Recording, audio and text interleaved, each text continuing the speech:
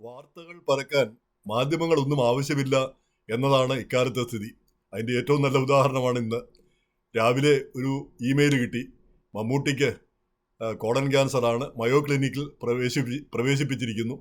ഇതേപ്പറ്റി ആരോടും മിണ്ടരുത്, പരമരഹസ്യമാണ്. ഓക്കെ, മിണ്ടുന്നില്ല, ആരോടും മിണ്ടിയില്ല. 15-20 മിനിറ്റ് കഴിഞ്ഞില്ല, അതിനകം സോഷ്യൽ മീഡിയ മുഴുവൻ ഇക്കാര്യത്തെ പറ്റിയായി ചർച്ച.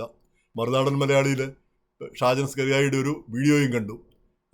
അതിൽ കാര്യമായ അസുഖങ്ങളൊന്നുമില്ല, ചെറിയ തോതിൽ ഇതോ ഉള്ളൂ, ചികിത്സ നടക്കുന്നുണ്ടെന്നുള്ള രീതിയിലായിരുന്നു, വളരെ സന്തോഷിപ്പിക്കുന്ന രീതിയിലായിരുന്നു ആ വീഡിയോ. പക്ഷേ പിന്നീട് കുറച്ച് കഴിഞ്ഞപ്പോഴത്തേക്ക് മമ്മൂട്ടിയുടെ PR ടീം ഇതെല്ലാം പാടെ നിഷേധിച്ചു. ഇതൊന്നും ശരിയല്ല, ഇങ്ങനൊരു അസുഖവും ഇല്ല, ഇങ്ങനൊരു പ്രശ്നവുമില്ല. ആകപ്പാടെ ഉള്ളത് റംസാൻ പ്രമാണിച്ച് അദ്ദേഹം അല്പം അവധി എടുത്തിരിക്കുന്നു എന്ന് മാത്രമേ ഉള്ളൂ, അല്ലാതെ മറ്റു കാര്യങ്ങളൊന്നുമില്ല എന്ന് പറഞ്ഞിരിക്കുന്നു. എന്തായാലും അങ്ങനെ ആവട്ടെ എന്ന് നമ്മൾ ആശംസിക്കുന്നു. പിന്നെ തീയില്ലാതെ പുകയുണ്ടാകുമോ എന്നാണ് ഇപ്പം നമ്മൾ സംശയിക്കുന്നത്. എന്തെങ്കിലും ഒരു സംശയമില്ലാതെ ആരെങ്കിലും ഇതേപ്പറ്റി ഒരു വാർത്ത ഉണ്ടാക്കുമോ, വാർത്ത എഴുതുമോ? അത് നമുക്ക് അറിഞ്ഞുകൂടാ. എന്തായാലും വാർത്തകൾ ഒളിച്ചു വെക്കാനൊന്നും ഇന്നത്തെ കാലത്ത് പറ്റില്ല. ആര് വിചാരിച്ചാലും, എത്രയൊക്കെ വിചാരിച്ചാലും. അത് പിന്നെ പണ്ട് കാലത്ത് ഒരു കാലത്ത് വാർത്തകളൊക്കെ മനോരമയും മാതൃഭൂമിയും മാത്രം വിചാരിച്ചാൽ മതിയായിരുന്നു, വാർത്തകൾ പലതും മുക്കിക്കളയാമായിരുന്നു. പ്രധാനമായിട്ടും ഈ വർഗീയ കലാപങ്ങളൊക്കെ ഉണ്ടാകുമ്പോൾ ഈ രണ്ട് പത്രങ്ങൾ അത് കൊടുക്കില്ല. അപ്പോൾ കേരളത്തിൽ ആരും ആ കാര്യങ്ങളെപ്പറ്റി അറിയില്ല. ഏറ്റവും നല്ല ഉദാഹരണം ഞാൻ ഓർക്കുന്നത് തിരുവനന്തപുരത്ത് ഒരു കലാപം നടന്നത്. അത് എന്തുകൊണ്ടാണെന്ന് 10-20 വർഷത്തിന് ശേഷമാണ് നമ്മൾ ഏകദേശമെങ്കിലും അറിയുന്നത്. ആ കാലത്ത് ഒരു പത്രവും അതിനെപ്പറ്റി റിപ്പോർട്ട് ചെയ്യുകയുണ്ടായില്ല. ഇന്നതല്ല, ഇന്നതിൻ്റെ പല പല ആംഗിളുകളിൽ നിന്നുള്ള വാർത്തകൾ നമ്മുടെ പക്കൽ കൈയോടെ എത്തും. അതാണ് ഇന്നത്തെ കാലത്തിന് ഉണ്ടായ ഒരു മാറ്റം. അപ്പോൾ വാർത്തകൾ ഒളിച്ചു വെക്കാനായി സാധിക്കില്ല എന്ന് നമുക്ക് ഒരിക്കൽ കൂടി ബോധ്യമാകുന്നു. അപ്പോൾ ഈ വാർത്ത മുഖ്യധാരാ മാധ്യമങ്ങളിലൊന്നും കണ്ടില്ല. ഇങ്ങനെ ആൾട്ടർനേറ്റീവ് മീഡിയ, ഇങ്ങനെയുള്ള നവമാധ്യമങ്ങളിൽ ഒക്കെയാണ് കണ്ടത്.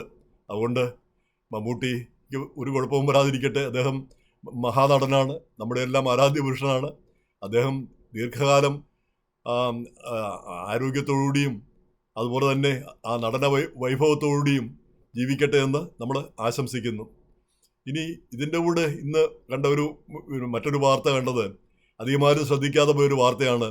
അമേരിക്ക 43 രാജ്യങ്ങളിൽ നിന്ന് വരുന്നവർക്ക് വിസ നിയന്ത്രണം ഏർപ്പെടുത്താൻ പോകുന്നു. അതിൽ 11 രാജ്യങ്ങളിൽ നിന്നുള്ളവർക്ക് വിസ അവരിങ്ങോട്ട് വരികയും വേണ്ട, അവരെ ആരും ഇങ്ങോട്ട് വരണ്ട. ഇനി അവരിൽ ഗ്രീൻ കാർഡ് ഉള്ളവരും പൗരത്വമുള്ളവരും അമേരിക്കയിൽ പൗരത്വമുള്ളവരും അവർക്കൊക്കെ വല്ല പ്രശ്നം ഉണ്ടാകുമോ എന്ന് നമുക്ക് അറിഞ്ഞുകൂടാ. അതുപോലെ തന്നെ ഇതിനകം തന്നെ വിസ കിട്ടിയവർ, അവരുടെ സ്ഥിതി എന്താകുമെന്നും അറിഞ്ഞുകൂടാ. എങ്ങനെയായാലും ആ ഒരു 11 രാജ്യങ്ങളെ പൂർണ്ണമായിട്ടും വിലക്കാൻ പോകുന്നു. അതിന് തീരുമാനമായിട്ടില്ല. അപ്പോൾ അതിൽ നമ്മൾ വിചാരിക്കുന്ന പോലുള്ള രാജ്യങ്ങളാണ് സിറിയ, യമൻ, അഫ്ഗാനിസ്ഥാൻ, ഇങ്ങനെയുള്ള രാജ്യങ്ങൾ. അപ്പോൾ ആ 11 രാജ്യങ്ങളുടെ കൂട്ടത്തിൽ ഒരു രാജ്യം കണ്ടതാണ് ഏറ്റവും അതിശയമായിട്ട് തോന്നിയത്, ഭൂട്ടാനിൽ നിന്ന് ആരും വരണ്ട, ഒരു വിസയിലുള്ളവരും ഇങ്ങോട്ട് വരണ്ട. ഭൂട്ടാനിൽ നിന്നുള്ള ആരെങ്കിലും എന്തെങ്കിലും ഒരു കുറ്റകൃത്യമോ അല്ലെങ്കിൽ ഒരു ഭീകരപ്രവർത്തനമോ നടത്തിയതായിട്ട് ഇന്നേവരെ കേട്ടിട്ടില്ല. ആകപ്പാടെ ഈ ഹിമാലയ പർവ്വതത്തിൽ കിടക്കുന്ന ഒരു പാവപ്പെട്ട രാജ്യമാണ് ഭൂട്ടാൻ. അവിടെയുള്ളവർ മര്യാദക്കാരും സാധുക്കളുമാണ്, വലിയ സമ്പന്നരൊന്നും അല്ലതാനും. അപ്പോൾ അത് തന്നെയാണ് കാര്യം, സമ്പന്നരൊന്നും അല്ല. അവിടെ നിന്നുള്ളവർക്ക് ഇങ്ങോട്ട് അമേരിക്കയിൽ വരാൻ മാത്രം, വിസ കൊടുക്കാൻ മാത്രമുള്ള സാമ്പത്തിക സ്ഥിതിയൊന്നും ഉള്ളവർ അവിടെ ഇല്ല. പണ്ട് കാലത്ത് ഭൂട്ടാൻ, നേപ്പാൾ ഇങ്ങനെയുള്ള രാജ്യങ്ങളിൽ നിന്നുള്ളവർക്ക് അമേരിക്കയിലേക്ക് വിസ പോലും കിട്ടില്ലായിരുന്നു. കാരണം ഈ രാജ്യങ്ങളിൽ നിന്നും ഇങ്ങോട്ട് വരത്തക്ക രീതിയിലുള്ള സാമ്പത്തിക സ്ഥിതിയുള്ളവർ ഇല്ല എന്നുള്ളൊരു വിലയിരുത്തൽ ഇവിടെ ഉണ്ടായിരുന്നു. അതുപോലെ തന്നെ ആ വിലയിരുത്തൽ ഇപ്പോഴും തുടരുന്നു എന്ന് വേണം കരുതാനായിട്ട്. ഏതായാലും നേപ്പാൾ ഗണത്തിൽ പെടുന്നില്ല, പക്ഷേ ഭൂട്ടാൻ അതിൽ പെട്ടിരിക്കുന്നു.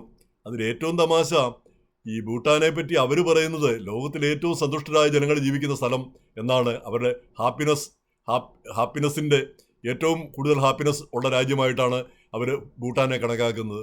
ഭൂട്ടാനെ പറ്റി അതാണ് അവരുടെ ക്യാപിറ്റൽ. മറ്റൊരു രാജ്യത്തും അതില്ല. കാരണം അവർക്ക് ഈ ഒരു രാജ്യം എങ്ങനെയാണ് സമ്പന്നമാകുന്നത്? അവിടെ റിസോഴ്സസ് വേണം, പ്രകൃതി വിഭവങ്ങൾ വേണം.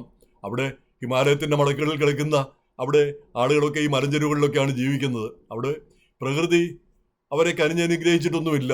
അങ്ങനെ വരുമ്പോൾ അവർ ദരിദ്രരായി പോകുന്നു. അപ്പോൾ ആ ദാരിദ്ര്യമുള്ളതുകൊണ്ട് അവർക്ക് ഇങ്ങോട്ട് വരാൻ പാടില്ല എന്ന് പറയുന്നത് അതൊരു ഖേദകരമായ കാര്യമായി പോയി. എന്തായാലും അത് ഒരു കാലത്ത് ഗൾഫ് രാജ്യങ്ങളൊക്കെ ഇന്ന് വലിയ സമ്പന്ന രാജ്യങ്ങളായി പറയുന്നു.